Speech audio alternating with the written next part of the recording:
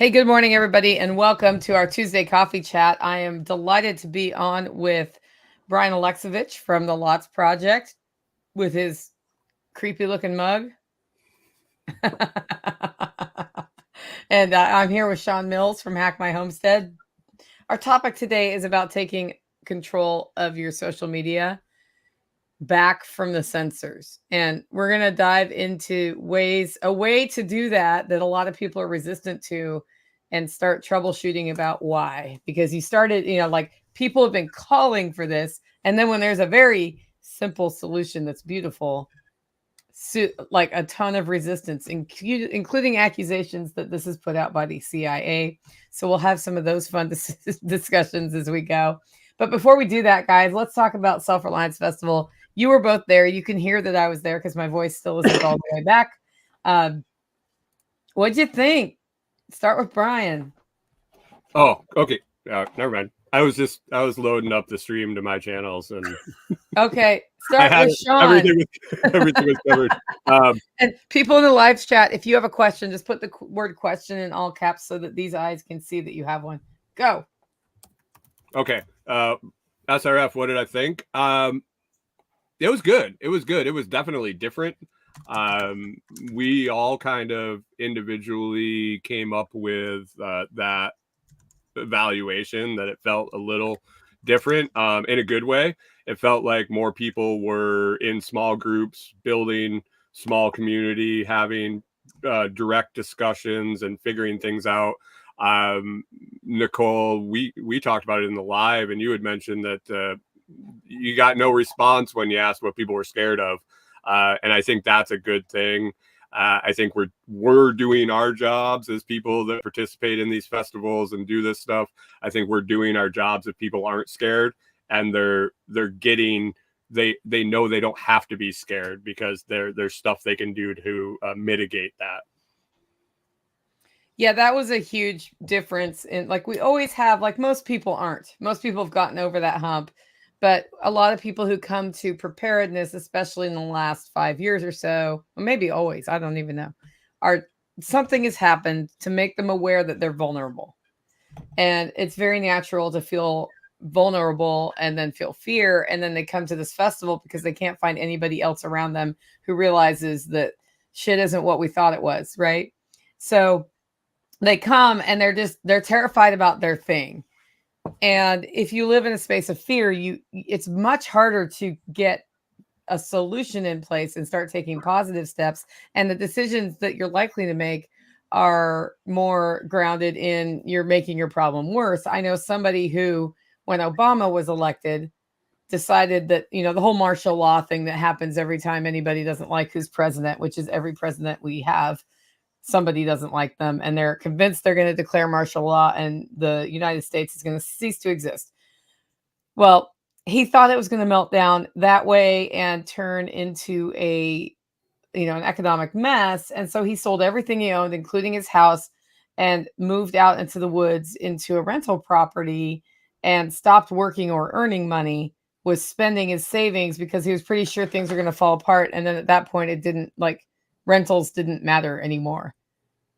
And 2 years later, had no money and had to start completely over from scratch. So that's a decision made in fear. You want to make your decisions based on a long-term positive outcome that you're going for. That doesn't mean you don't want to be aware of the dangers along the way, but you definitely do want to think about the positive side and make solid decisions that work if things go wrong or if they don't. Or as Jack Spirko would say, right, if times get tough, or even if they don't. Sean, right. What were your thoughts on Self-Reliance Festival? Yeah, I think, echoing what you guys said, I think that it was definitely a different atmosphere.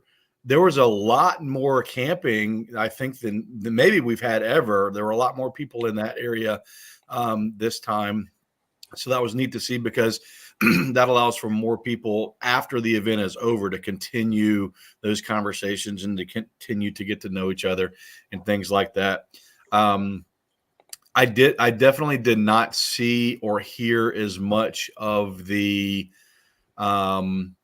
fear-based It was a lot more opportunity-based conversations, like what can we do to do this, or how can we do that, or what would it look like if we took this opportunity and we all got together and did X, Y, and Z. And even on the vendor side, we had a cool well pump solution. We had some solar companies there. We had vendors that were also kind of part of that same idea of take, control of some of the things, don't rely on these large infrastructure type things.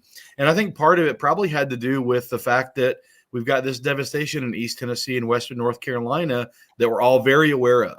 And so, when things like that happen and you start seeing that really close to home, I mean, who thought that there would be more devastation in East Tennessee from a hurricane than from Florida where it made landfall, And I think people, when they're seeing those things happen, it almost changes the mindset to, okay, I should probably do something, and there's probably some small baby steps that I can take. What do those look like? And so there was a lot of conversation about that. I think that anyone that's selling IBC totes that are triple washed and food grade is going to have a good week this week. I think a lot of people are going to go out and start buying up some totes and hopefully start storing some water and things like that. So there was definitely, I loved it. I love all of the SRFs for different reasons. I moved around. I think I only actually watched one presentation, honestly, because I was moving around so much and having conversations.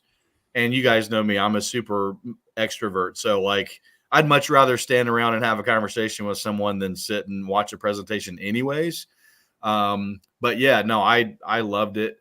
Tons of great feedback from the vendors, tons of great feedback from the sponsors, tons of great feedback from the attendees. So yeah, I thought it was really, really good.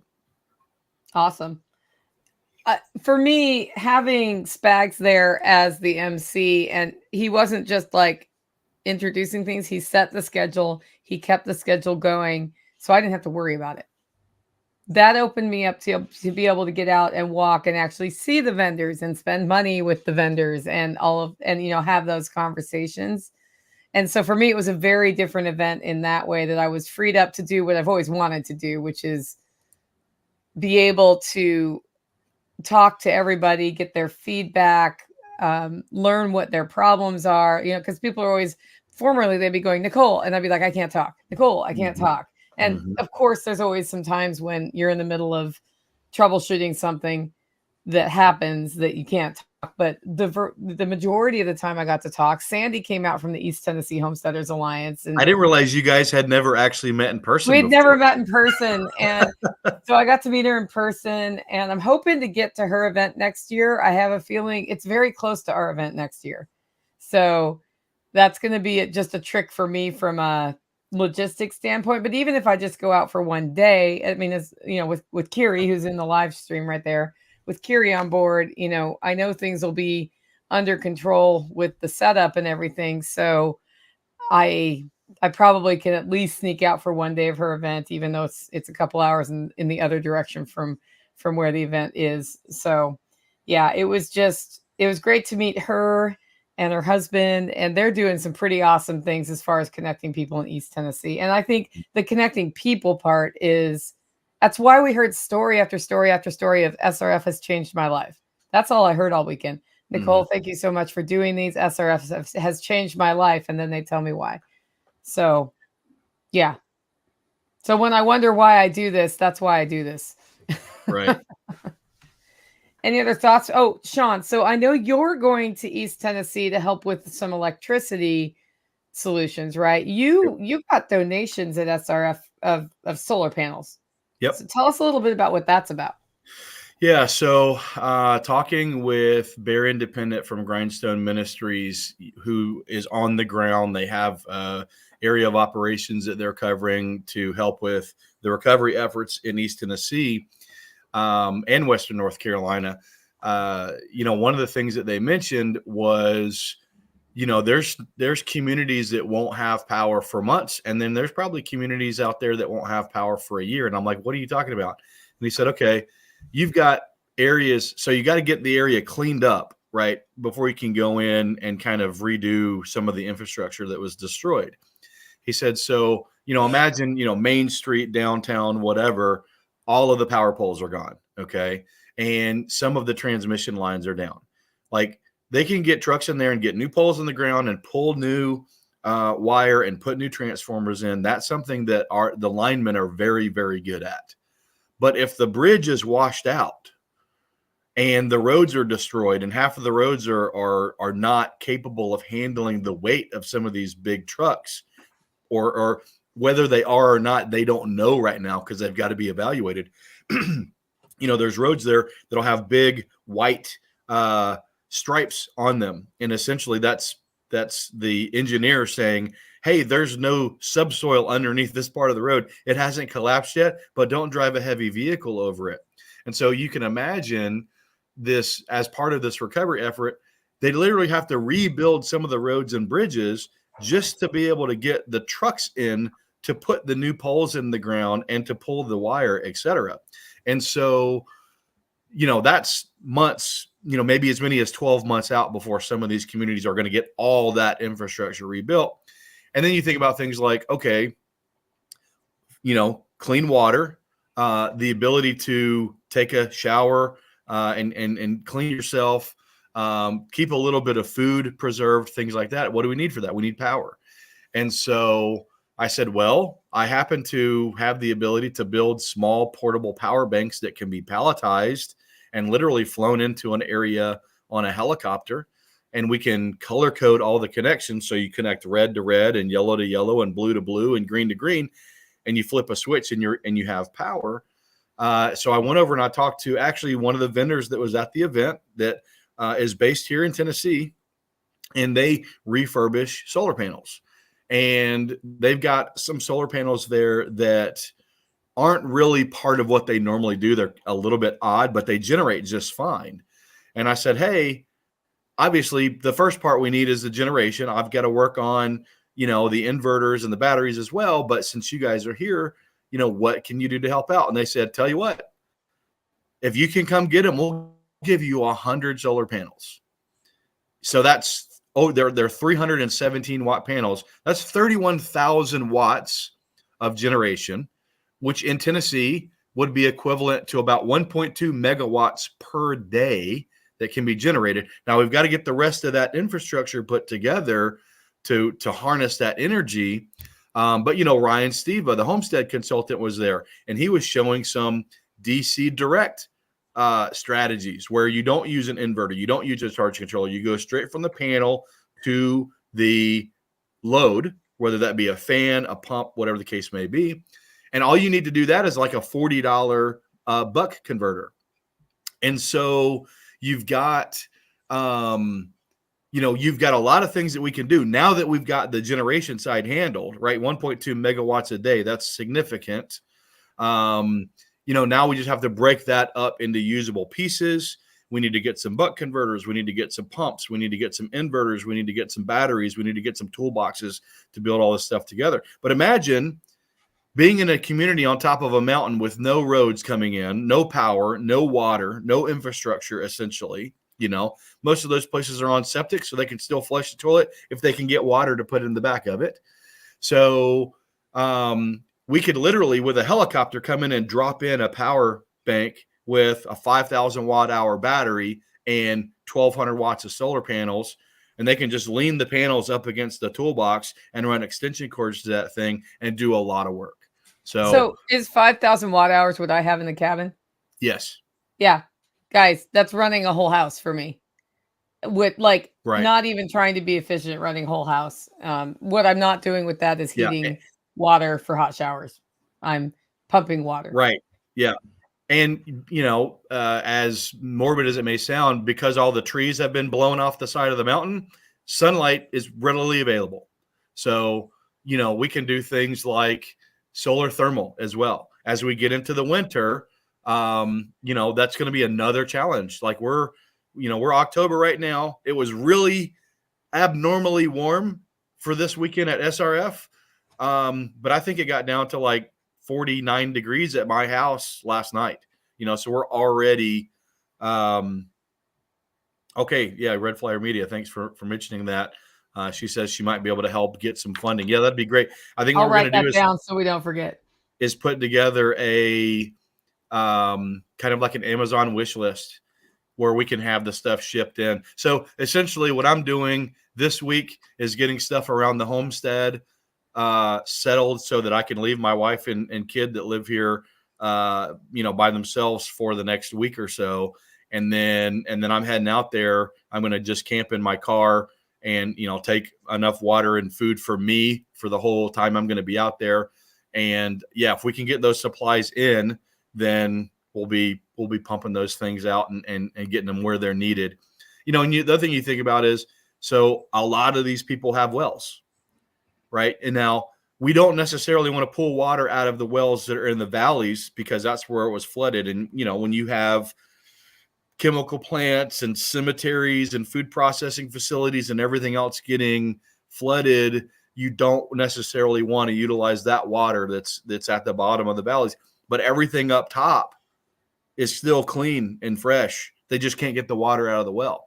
And so that's another thing we're looking at is either converting some of those wells over to run direct from DC or, putting a manual pumping solution in, like that one vendor that we had at SRF. They said, yeah, reach out to us once you know what you need.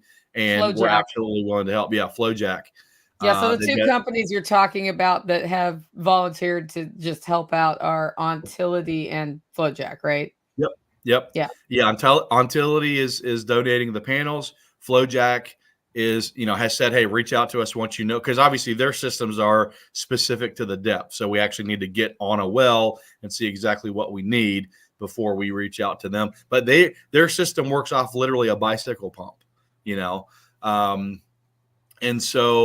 then also Signature Solar. So Signature Solar was there. They donated battery packs, like what people refer to as solar generators, even though they don't generate anything. They donated, I think, 6,000 watt hour Anchor Solix battery packs that are on the way to East Tennessee right now. They're already he got on the phone, called the warehouse, said, put these on a pallet. Here's the address where they're going. And they might be there by now, honestly. They probably are. Yeah. So those are more like things that are going to get stuck in vehicles and taken out and people can charge phones off of them and things like that, laptops and things like that. You can even run a Starlink for a couple hours off of one of those. But yeah, that's the other thing we talked about is we build these power stations in a toolbox. We can put a Starlink in there. We can put radios in there with base stations. And now we've got communication to some of these places as well. So, it's amazing when you get a lot of people together that are interested in helping, how quickly things can. This is literally like, I went up there and I was talking to Bear and I was like, hey, I'm not a go dig stuff out of mud guy, but what can I do to help? And it was like, I don't even think he realized I'm the Hack My Homestead guy. He was talking about something else and mentioned power. And I was like, well, that's something I can help out with. And literally within 24 hours, we've got battery packs going out there. We've got solar panels arranged. We've got a plan for what to do, how to get it to places. Like I said, we just need to get the rest of those components there. Hey, Brian, when you hear all this, how long do you think it would take the government to put something like this together? Got a couple years. Yeah. Yeah. Yeah. Every solution that's working right now is decentralized, and it's literally somebody having a conversation, and all of a sudden they realize power is not going to come. So you got to make your own power. And now you're making a decentralized power grid out there.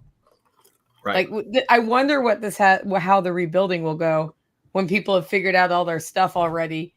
And the utility companies are like, oh, wait, now we're ready to put city water back in, or we're ready to run power lines. Yeah. Ian is in the house. Well, I got to meet Rachel from an undisclosed warehouse in person. That was pretty cool. I saw, or I said it on my show yesterday morning, like, who's going to build the roads? It's going to be the people that are there. Yeah. They're literally doing that right now, right? The guys that lost their houses, but their equipment sitting out back still runs. So they're digging their house out, and then they're going to dig their neighbor's house out, and then they're going to fix the road, because they fix the road regardless. They're not sending road crews up there to maintain roads all the time. It's like Tim's Road. You know who Yeah. fixes it? The people that live on it that have to use it. Right. So this is going to sound crazy, but I don't care. The best thing that Tennessee and North Carolina could do right now to facilitate a rapid rebuilding that just gets done and gets people up and running and in shelters with water and the ability to start moving on is get rid of all of the codes in those areas. Like, you do not have to have inspections, you do not have to pull permits, you just go. Yep. Because the thing that happens next when rebuilding happens is, like, even in these cities where they're just gone now, there's a gajillion rules in some of those cities about how far your stairway has to be from, the door entry or whatever. I'm making that one up, but you know what I mean? And that minimum square foot like, requirement. think about all of the permits they need to process. It's going to be tens of thousands in just one city because there's multiple permits per building job. If they would just state law, you can't do it for the next 5 years in these regions. How about Stuff to forever? build, and everybody's like, but then it won't be safe, Nicole. Is it safe now? Contractors don't go out and build unsafe structures because they want to stay in business and get more business. The crazy thing out there is that they said like less than 1% of the houses in this geography has flood insurance. So literally everyone, not literally, but 99+% of people who lost their houses due to this flooding are not going to be covered by insurance. So that's tragic, right? But let's say you lost everything, you've got a foundation and you've got utility infrastructure there that's left over and you want to rebuild. Now you've got to fight with, well, you've got to rebuild a minimum of a 2,200 square feet because the local ordinance says that no houses are allowed to be built under 2,200 square feet. And it's like, maybe we should just build a ranch on top of the existing foundation that's still there, that's still good. But we can only fit 1,200 square feet under roof if we do that. And like you said, Nicole, there's literally going to be codes enforcement people saying, nope, building permit denied because of this rule that we put in place to increase our property tax revenue. And it's like, well, the alternative is going to be nothing's going to get built there. How is that going to impact your property taxes? Yeah, the other side of that coin is it's going to take them 6 months to even look at your permit, and then you'll be to this point in your project where you have to stop. Yep. It might be a year before they can get to it. This happened after Katrina. Right. This happened after Katrina and nobody fixed it. And I'm like, literally, we're going into legislative session in January. The governor could call an emergency session and say, let's get this done in Tennessee. I'm not super versed in the North Carolina state legislature, but they could completely overrule that. But then all of their, pocket filling lobbyists are going to be pissed off because it doesn't specify that you have to use something that makes you use our stuff that we sell. Yeah. That's what you're up against. Yeah, that's a great point, Nicole. I wonder, it would probably be worth it to try to find someone who dealt with that after Katrina and get them in front of the state legislature and try to get some momentum going. Because that's something that, all these state legislatures that live in their massive McMansions don't understand. Some of it is, some of it is a lack of empathy, but a lot of it is just ignorance, And so hopefully you can increase the empathy to the level where they're willing to at least hear what's going on and, solutions to fix it, solutions to make it easier to fix. Brian, I'm giving you a pause because we keep interrupting you. So you get to say what you think. Oh, I don't know. They could just remove them for forever and it would be a benefit to everybody. Yeah. Everyone but government. And that's the problem. Government doesn't want to relinquish their power. They might suspend it for a little while, to maintain the tax base. But yeah, they're not going to get rid of it forever. They say they need the permit fees to get the infrastructure in to support the growth. And I have a friend who did a research paper, because I have research paper friends, years ago on if you just required the developers to put in the sewage and whatever for what they were building, that it would naturally control growth where people really needed it to be, Mm-hmm. and it would pay for the infrastructure. Yeah, imagine that the market works when you take the regulations out. Yeah. So, I mean, these are things as we've had this conversation, I realize I have a couple people to reach out to from my public policy days to see I'm sure they're already thinking about it. Right. Because this is not a new idea I've just had. I got it from all the people who were like, why do we have these in the way for Katrina? So right. It's not a new idea. It's just hard to pass because people legitimately think that the inspections keep houses from being built that can be dangerous. And then you see all of these like cheaply, crappily built homes that pass inspections that have, mold or whatever happen. So I completely re-roofed a 3,700 square foot house in Alabama 16 months after my inspection there, where he didn't mention a dang thing about the roof. Guess what? You got 12 months to file a claim if they missed something on the inspection. But it was 16 months before water started falling into my living room. And I had a roofer up there, and he was like, oh, yeah, this roof should have been replaced 3 years ago. Yeah. Yep. Inspections are there there are good inspectors. I'm not going to say that. But inspections are there to check a box, okay? And that box gets checked on good houses, and it gets checked on bad houses. And the fee gets paid. Yeah. The all-important fee gets paid. Yep. Okay, so as we've seen the information coming out of Eastern Tennessee and North Carolina, I have been so frustrated by the lack of actual reporting on this.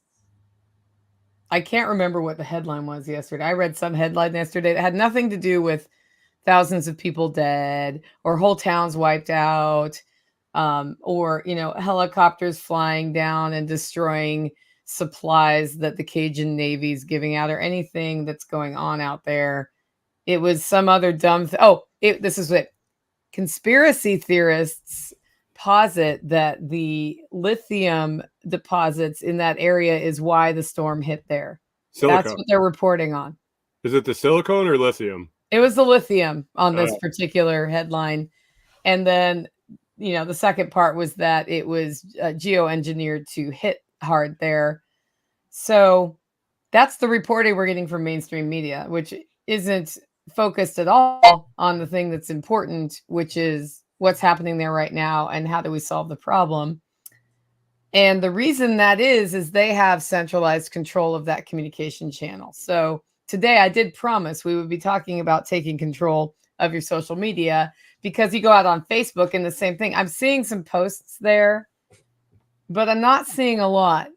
And I'm in the networks where I should be seeing a lot. And then I'll find something from 5 days ago. So clearly the algorithms are not really aware of what I want to see. And it's all about me, of course. So let's talk about that. We still, population. Go ahead. As you said, the other side of the algorithm is they don't care whether you get good information or not. They care that you get something you're going to interact with, which means the crazy nonsense that we know is not true. Like they found 2,000 people in a church that hadn't had food, water for 6 days, and were using pack meals to get stuff up there, that, which is completely and totally false. It was someone that took an actual thing that happened, edited the post, and then put their Venmo link, donate here, underneath it. So it's 100% a money grab. I saw that like 8 times in my feed. Why? Because people are interacting with that. I never saw the original one, and I'm not seeing the other things that, like you said, are what's actually going on there. We're seeing the things that keep you on their platform. That's all they care about. They do not care about you getting good information. They, sometimes they care when the government tells them they're supposed to care about getting rid of misinformation, but you see all the misinformation that's happening right now, and it shows you they do not care about that. All they care about is keeping you on their platform. So I digress. Back to taking control of your social media. Brian, how do we do that? Figure out how to use Nostr. So is that hard? Depends on how deep you want to go into it, but on the base level, no. I got a video that shows you how to sign up in under, I think it's under a 5-minute video, so under 5 minutes. But it's a place where there is no algorithm. There's no feed. Your feed is built by you. You choose what you want to see and what you don't want to see, and that comes with great power because you're going to see a lot of shit you don't want to see. If you can't figure out how to ignore it or block it or not follow it. We've been trained to just hit report or shit like that. There's no reporting. There's like, don't look at it. That's right. Kind of where it is. So it's a breath of fresh air, but you have to be ready for what you're getting into. It's not Facebook. They're not going to spoon feed you. Well, in my experience, Facebook spoon feeds you shit that irritates you, so you get pissed off and you get mad, and then you go and write a comment and fight with people. It's a breath of fresh air going to Nostr and seeing the things I choose to see and people that are being positive and building things and discussing solutions. Yeah. So the reason I wanted to talk about Nostr is people keep asking for an alternative social media where we don't get censored, an alternative social media where it's not just going to get turned off by the government, an alternative social media where insert X here, right? Because the frustrating thing is you put all your time into building something on a Facebook or an Instagram, and then you post the one thing they don't like and you get put in jail for a week and can't access it, which also means you can't access any messages you had about business or any of your family, because it's those things have become communication tools. And what caught my, and we've seen a lot of like Rumble and a whole bunch of other people trying to solve this problem. But the brilliant thing about Nostr is how it's structured. So it's not a Facebook and it's not an Instagram. It's a protocol. Can you talk to us about that a little bit, Brian? Like why that matters, what that is, like find some metaphors for people who don't, when they hear me say protocol, just like we're like, maybe I should stop listening to this conversation now. Okay. So it's set up kind of like, so protocol is email. It's a way that things are structured so everybody can interact together. It's a set of rules for people that are making programs that you're going to use to access the information, different services you're going to use. So we can send our email. I can send it from Gmail to Sean's private email to Nicole's Hotmail to whatever. And we can all receive that message and read it.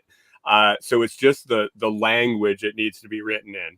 So the way Nostr works is anybody's free to make their own client is the word for it. Basically, the app you're going to use to view the information on Nostr, and they use a specific set of rules to interact with the information that's there. And you go to the app and you open it up and you can see the messages, but you can choose what app you want to use. Just like your email, you can choose, like if you're familiar with self-hosted email, like on your website, there's a million different apps you can download on your phone to plug it in the information, and then your email pops up. So that's kind of like Nostr. There's some for Apple and there's some for Android and there's some for desktop. And you explore which one you want. So all the information goes through a bunch of different people's computers and comes to you, and your program that you use to access translates it and you can see it like you're on Facebook. What happens if the people who built my program decide they hate me and just shut it down for anybody who's like me? Use a different one. Right. And well, and that's the thing. There's so many different options, and everybody's going to like a different setup. Everybody's going to like different options.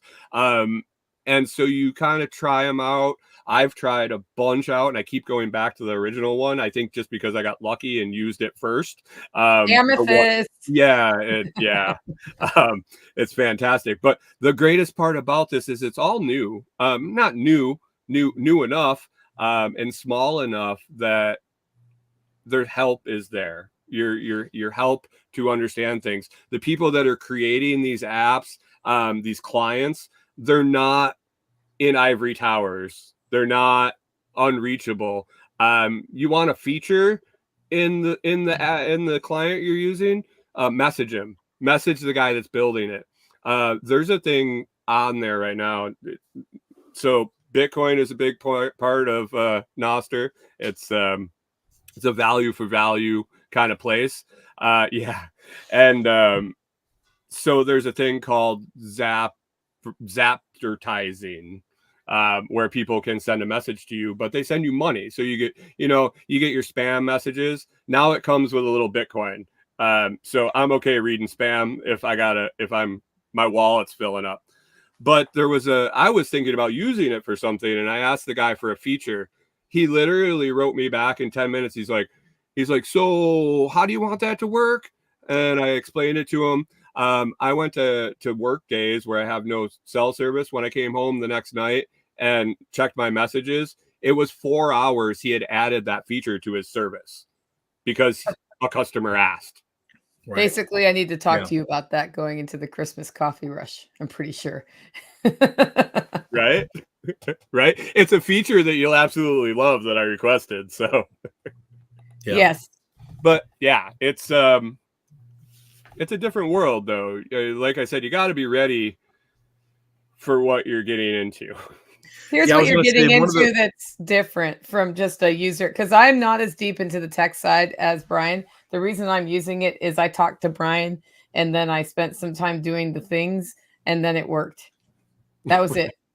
And I knew in advance that I am given some keys at the very beginning, that if I lose those keys, I'm going to be super sad. So then I actually took the time to save those keys. And then I lost them for a couple months, but I saved them and I found them and everything's fine. But so there's some setup stuff that you do go over in your video. So if you watch his 5-minute video, and then you zap him some sats because you appreciate him putting the work in, because that's how this world works, you can get set up, and the important pieces that you don't want to lose, he'll talk about. But the difference between how the information flows on Nostr and how it flows on the social media that people are used to, like Facebook and whatever, is if you go on there and don't follow anybody, you will see nothing. You won't be served. There's some suggestions for you to get you started. So you have to commit to getting started and going out and following things. Well, that's that's Primal's changing that. The one that I use in the video, I dropped the link to that video in the private chat, Nicole. Cool. If anybody wanted it. Well, because you can't actually. I don't think I can post it. Yeah, I'll do it. I'll post it out. It's fine. Primal, which I use in that video, is the easy button right now. If you're just trying to use it, check it out, see if it's something that you like, Primal's really nice because it's easy, super fast and easy. Long term, is that how I would recommend setting things up? Or if you want to take the time to set it up the way I think is the proper way, Primal isn't really the way I would suggest long, like involved setup for long-term use. But to check it out, and they're really catering to the new user because they're doing top zapped, they're doing really Twitter-esque things. And the feed right now, everything Nostr right now is kind of a mirror of Twitter, X, or whatever they call it. It's kind of that micro-blogging style of information. That's just what works there. But things are developing all the time that hook to Nostr, like music streaming services and podcast services and live streaming, and all these things are developing real time. But Primal's really focusing at that new user, so you can come in and you can search a hashtag and see everything and decide who you want to follow without just gumming up your feed. So it is the new user onboarding way for sure. Yeah, I've got Primal on this phone right now, and I have Amethyst on a different one. But I like Amethyst better, and I don't know if it's because I just started by using it, but he's really in tune with user interface. Victor, it's really great. The developer. It's great for a normal person like me who's tech interested. I'm not tech-y anymore. Right. You know enough to get through it, and then once you're I'm a tech groupie. Tech curious. Yeah, tech curious. The other thing about it that's the opposite of social media is Nostr is an opt-in culture, not an opt-out culture. So on these other social platforms like YouTube and whatnot, if you don't want advertisements, you pay a fee and then you don't get advertisements. Or on Facebook, you can't do that, but you can say, I don't want to see these kind of advertisements. And then it serves you, in theory, different ones. Or you report things so you don't have to see it. In Nostr, I think the way advertising, because I've just heard you talk about that for the first time today, it sounds like what I have to do is I've agreed I'm willing to read things that people pay for me to read in exchange. Well, no, they actually just the Zappertising is basically a comment on your post, or they just send a Zap to your wallet, so it shows up in your notification. Zap is a sending Satoshis or super small, minute pieces of Bitcoin. They actually just send you it, and attached to the message that says so and so sent you 21 sats is their ad. Yeah. So you're not really you're consenting to receive money, and they just attached a note to it. Yeah, and you can either read that note or not read that note. You can not hook a wallet up, and then they can't send you money. Yeah. But I like money. Yeah. I like money too. We should hang out. Great idea, Sean. Great idea. So the other part of that is, I think some of the, I think what will happen over time with clients is they will build in some sort of advertising to the specific app. So like, if I'm not saying Primal is doing this, but I'm going to use their name because we've talked about them. So Primal decides we need to get some Satoshis for through advertising. And we have this suggested content feed. So to get in our suggested content, you can now pay us X amount of money or Satoshis to do that. I feel like at some point somebody's going to figure out how to do that. And if people want to use that app, they'll have to see the things that the app wants them to see. And if you don't like that, you're going to go to a different app like Amethyst, who's not going to do that in theory. Well, again, neither one of these are actually going there, but yeah.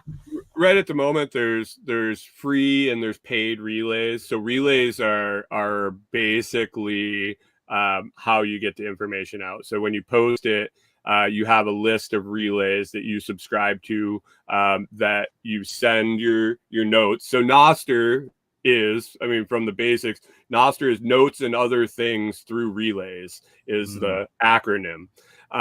So when you send your note, your tweet, your post, whatever, on Nostr, their notes, when you send it, it goes to the specific list of relays that you've signed up to send it to. When you load your feed, it's pulling from the relays that you sign up that you want it to pull from. So there's different ones that are specific to different topics. That gets a little deeper into once you start using it, because it's kind of funky to set up. But you can narrow down by topic with some different relays. But a lot of them are going to a annual paid. And they'll add in specific things like spam control, filtering, different keyword searches, things like that. But you choose which one you want to use. Like, it's not like this is your choice. You either pay or you don't. There's 100 different relays to sign up for. Some are better than others. Some work better than others. Some are paid. Some are free. It's all open choice, and you decide what you want to use. Yeah. So the control is in your hands. And what that means is you have to be willing to spend the time learning how to use your control in a way that makes it work for you.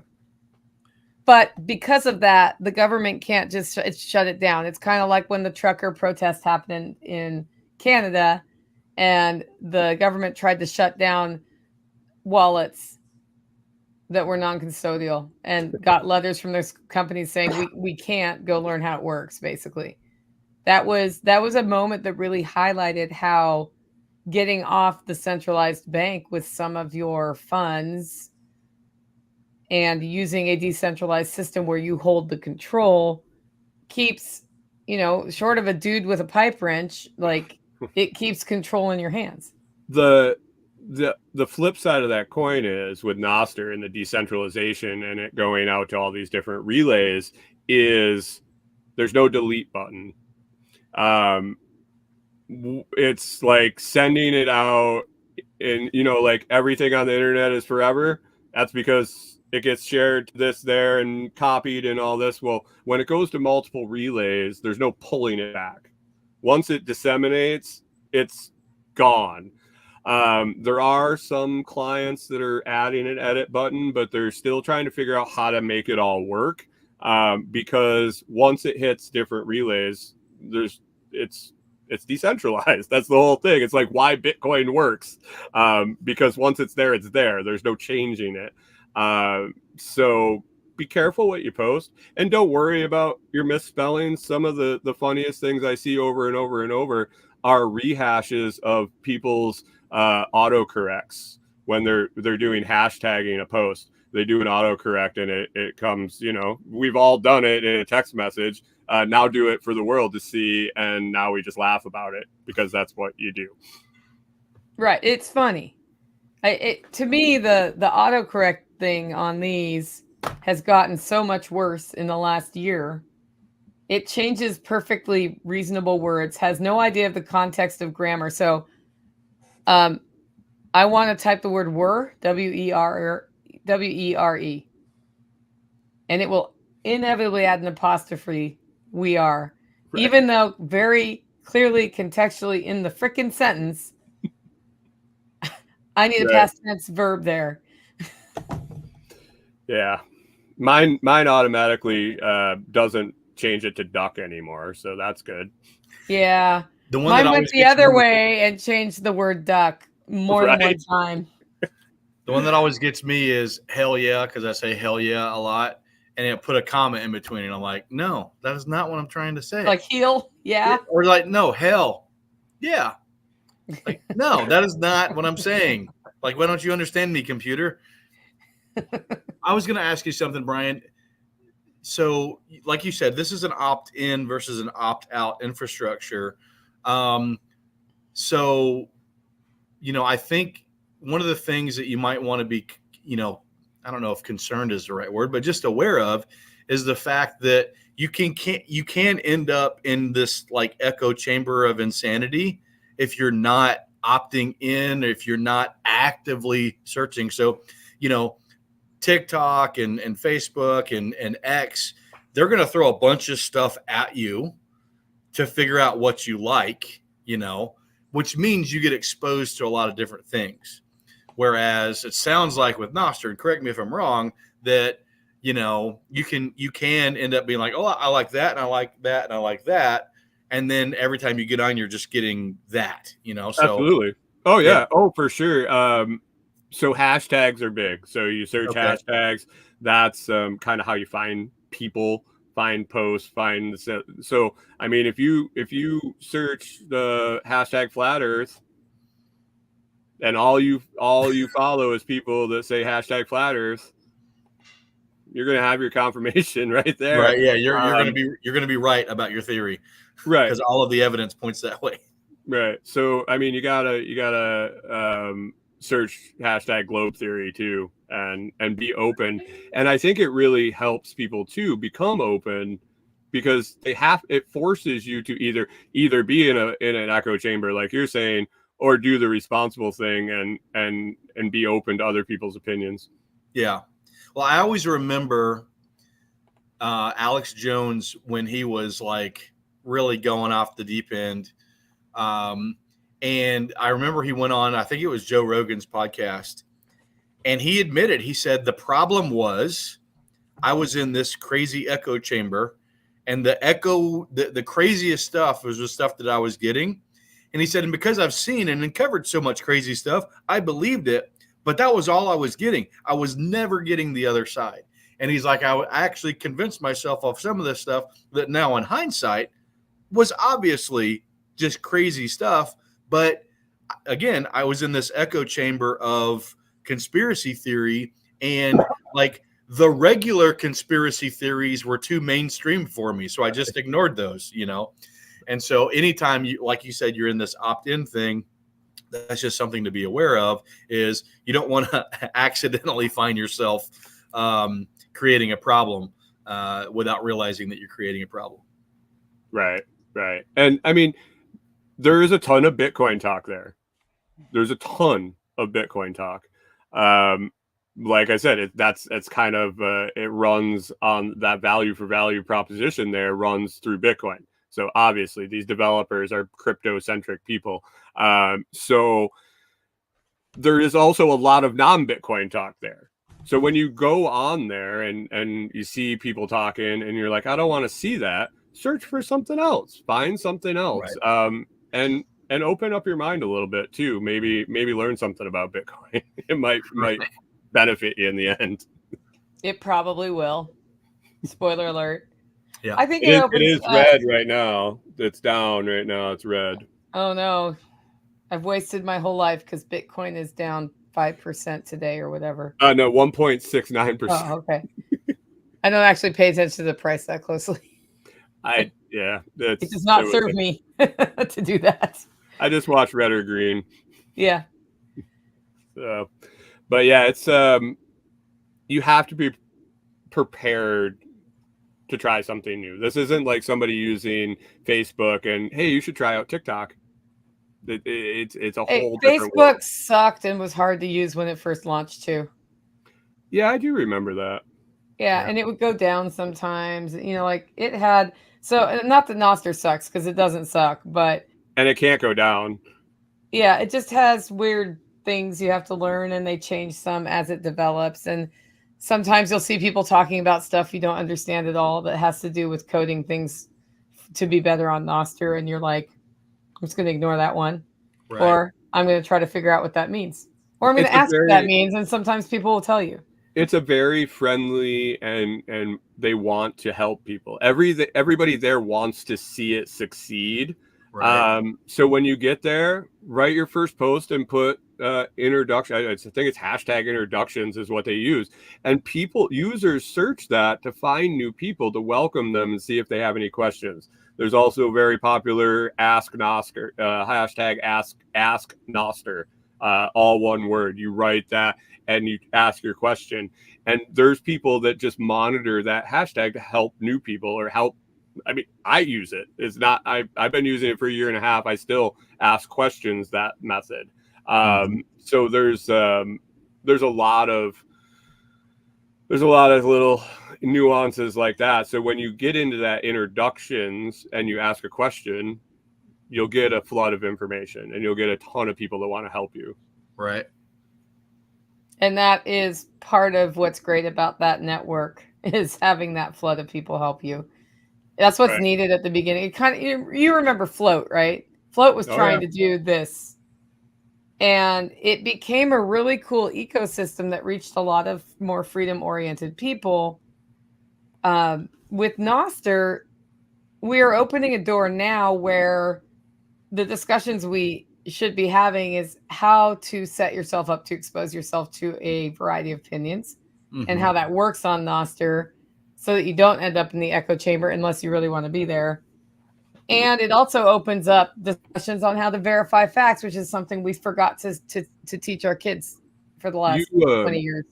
You mentioned Float, and I get that question. Well, you got me to sign up for Float because that was going to be the censorship resistant platform. You got me to sign up. I put my time into there and then it disappeared.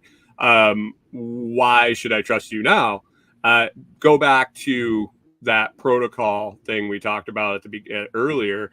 It's not a platform. They can't make it disappear. Nobody can make it disappear. There's no CEO of Noster that can run away with all the fundraising. I'm not going to talk about that anymore. There's no guy to pull the rug. There's nothing to turn off. Your client might disappear, but Gmail might disappear. That doesn't mean you can't use email anymore. Right. So that's the difference with Noster versus, say, a Float or a Rumble or a whatever Trump decides to spin up after the fact, or that's the difference. And it's a big difference. Yep. Oh, yeah, it's a game changer. Okay, well, we're coming up on an hour. Is there anything else we should cover? It could. I have one thing that I just thought of. I have not had a Noster session at any event yet because nobody owns Noster. So now you have to try to find somebody to talk about Noster and make it relevant to the audience. How do we get that done? Because it's time to get, I would love to have a webinar with you in December, Brian, where you just walk people through. But beyond that, let's say at Self-Reliance Festival next year, we want to have this decentralized, afraid of it, willing to try. Now, I'm not expecting to solve the problem of not willing to have something to use to interface with it. How do we get a session that is truly valuable because there's no CEO to have come in and speak? Mm-hmm. Users that have user experience, people that are happy with using it, people that have been frustrated using it, people that got their mind changed by using it. Have the users come, because that's what it's made of. Have possibly a client developer talk about his client, why it works.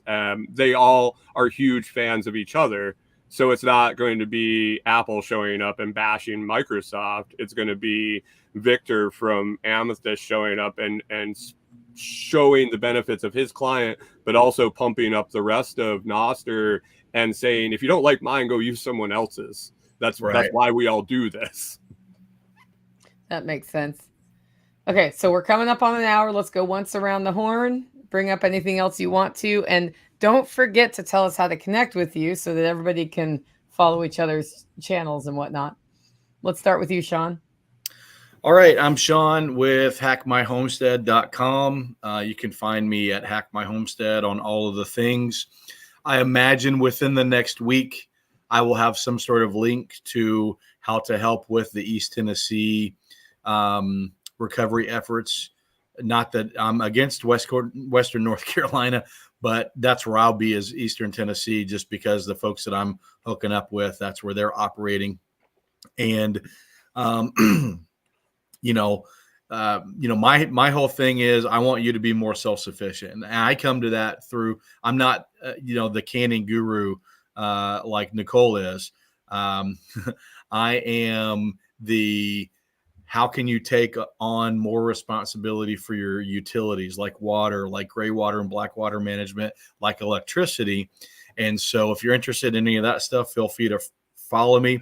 From a social standpoint, I mainly do TikTok just because that's the one that's easy for me. And I know a lot of people don't like to use that. I think after today's conversation, I'm going to figure out how to get more content up on Noster and start driving things there more often. Okay, Brian, why don't you go next? And if you could put your NPub in private chat, I'll put it over on Noster. Oh yeah. I've really come to the conclusion that I'm pretty much like ADHD in a bottle as far as what I got going on. I do a morning show every Monday through Friday on YouTube and Noster, and I guess Twitch. I got one guy that watches on Twitch, so I keep it around there for him because he likes the private chat, I guess. That's what he says. But YouTube is kind of the main outlet. The Lots Project on YouTube, LOTS, not Lost, Lots. What does that stand for, Brian? Living outside the system is what it originally stood for, and it's kind of multiplexed into a bunch of different stuff as the 3 years plus has been going on.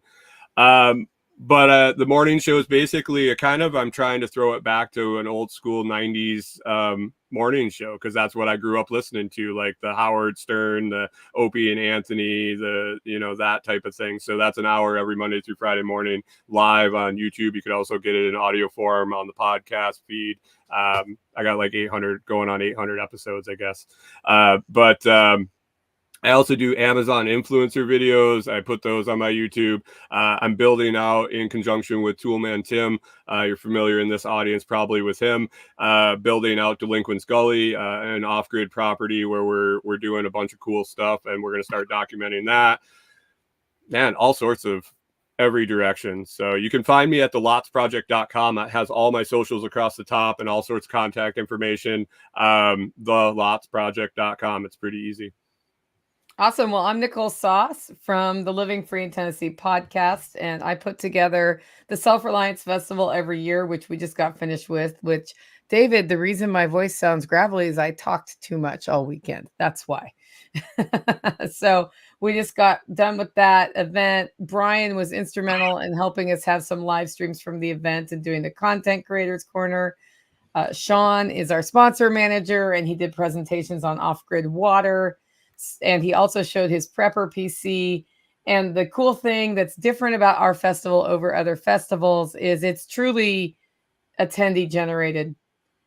It, like, the things that happen there happen because somebody says, hey, we had a baptism on Saturday because people wanted one, and Bear was there. And so they had baptisms.